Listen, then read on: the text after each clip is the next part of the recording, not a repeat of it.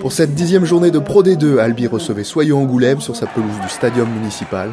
Ce sont les Albigeois qui prennent les choses en main devant la ligne d'essai angoumoisine. Les avants tentent de marquer en force, mais cela ne passe pas. Les Charentais se mettent à la faute. Daniel Kirkpatrick ouvre le score grâce à une pénalité. Le promu réussit à être dangereux. Devant les 22 mètres du SCA, Julien Larocque sert son ouvreur Sébastien Pouet. L'Argentin trouve Icapote Fono dans la ligne. Le Tongien transmet à Bolacoro. L'ailier fidjien perce sur plusieurs mètres avant de croiser avec son deuxième ligne Victor Lebas. L'ancien briviste avale les derniers mètres pour marquer un très bel essai. Sébastien Pouet transforme.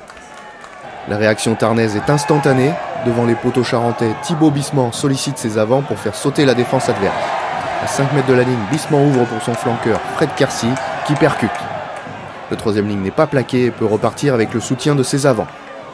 L'essai est tout proche et à 1 mètre de la ligne, Bissement donne à Romain Barthélémy qui se faufile dans un trou de souris pour marquer au ras. Monsieur Cloutet accorde l'essai au SCA. En face des poteaux, Daniel Kirkpatrick passe la transformation. Les Albigeois veulent garder cette dynamique. Les Tarnais veulent faire du jeu, mais Angoulême se met à la faute.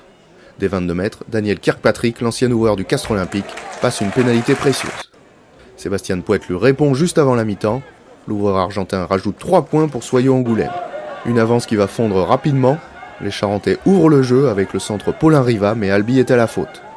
Les Angoumoisins obtiennent une pénalité pour un hors-jeu de ligne tarnais. Sur les 22 mètres, Sébastien Pouet passe la pénalité et égalise. Les Tarnais remontent le ballon jusqu'aux 22 mètres charentais. Thibaut Bissement fait jouer ses avants et notamment Vincent Faré.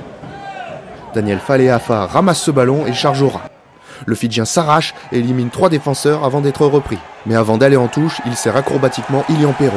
Le 3/4 centre a continué sa course, réussit à ramasser le ballon et marque en coin. Daniel Kirkpatrick transforme ce bel essai tarnais en position difficile.